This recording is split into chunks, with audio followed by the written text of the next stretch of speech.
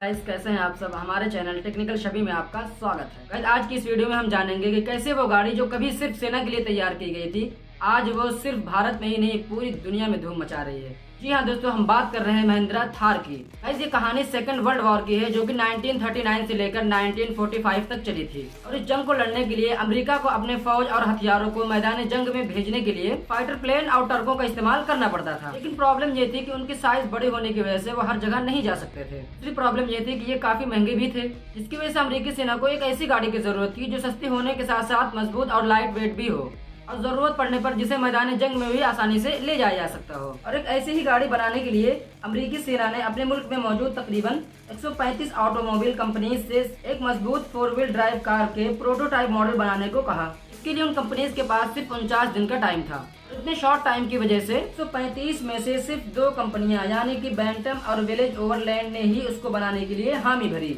Overland ने तकरीबन prototype model तैयार भी कर लिया था, लेकिन कुछ काम कंप्लीट ना होने की वजह से सेना से थोड़ा और टाइम मांगा। लेकिन अमेरिकी सेना ने टाइम देने से साफ इनकार कर दिया। बैंटम कंपनी ने 49 दिन के अंदर ही अपना प्रोटोटाइप डिजाइन कंप्लीट करके अमेरिकी सेना के सामने पेश कर दिया, जो अमेरिकी सेना को पसंद भी आ जाता है। लेकिन प्रॉब्लम ये थी कि बैंटम कंपनी उस वक्त बहुत छोटी कंपनी थी। इसकी प्रोडक्शन कैपेसिटी उतनी ज्यादा नहीं थी जो सेना की डिमांड को टाइमली पूरा कर सके। और इसी वजह से अमेरिकी सेना ने बैंटम का डिजाइन फोर्ड और विलेज ओवरलैंड को दे दिया। दोनों कंपनी से कहा गया कि इस डिजाइन में अपने अपने तरीके से बदलाव करके अपने मॉडल को प्रेजेंट करें। बाद दोनों कंपनीज ने अपना अपना मॉडल अमेरिकी सेना के सामने पेश किया, जिससे सेना ने विलेज ओवरलैंड के मॉडल को सिलेक्ट कर लिया। इस तरह से इस कार के सारे लीगल राइट्स भी विलेज कंपनी के हो जाते हैं। इसके बाद विलेज कंपनी ने जीप नाम को ट्रेडमार्क करा के अपने इस कार के लिए विलेज जीप का नाम फाइनल कर लिया। और इस तरह से वर्ल्ड वॉर 2 के लिए तकरीबन 6 लाख गाड़ियां बनाई गई थी, जो वर्ल्ड वॉर में तो सेना के बहुत काम आई थी। लेकिन 1945 में जब वर्ल्ड वॉर खत्म हो गया, उसके बाद उसकी डिमांड भी खत्म हो गई और फिर अमेरिकी सेना ने भी उसको खरीदना बंद कर दिया। वहाँ से उस कार को बनाने वाली कंपनी पूरी तरह से घाटे में जाने लग जाती है। और एक वक्त ऐसा भी आता है जब कंपनी बंद होने के कगार पर आ जाती है।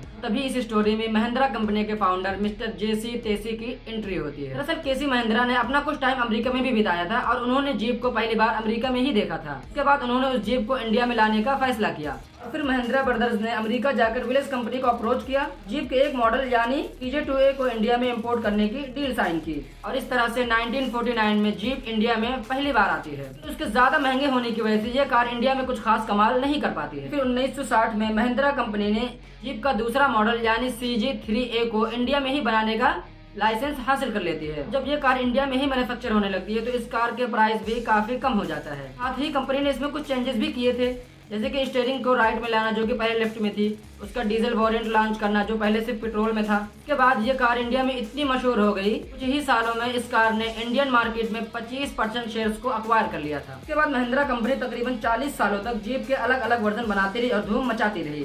सन 2000 के स्टार्टिंग में जब महिंद्रा ने बोलेरो और स्कॉर्पियो जैसी गाड़ियां लॉन्च की, उनके सामने जीप आउटडेटेड लगने लगी। जीप का इस तरह से फेल होना कंपनी के लिए एक बहुत बड़ा झटका था। महिंद्रा कंपनी को किसी ऐसी कार की जरूरत थी जो जीप को रिप्लेस कर सके। और इस तरह से अक्टूबर 2010 में महिंद्रा ने थार को लॉन्च करके जीप को हमेशा के लिए रिप्लेस कर दिया। थार ने लॉन्च होते ही सबका ध्यान अपनी तरफ खींचा, लेकिन कंपनी को वो सफलता नहीं मिल पाई जो कंपनी ने सोचा था।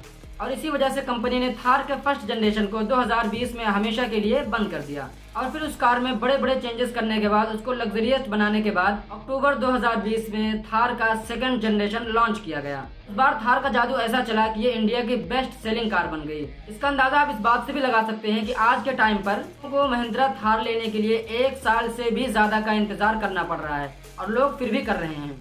गाइस इस वीडियो में बस इतना ही। वैसे आपकी ड्रीम कार कौन सी है, कमेंट सेक्शन में जरूर बताएं। और अगर वीडियो अच्छी लगी है तो वीडियो को लाइक और चैनल को सब्सक्राइब जरूर करें।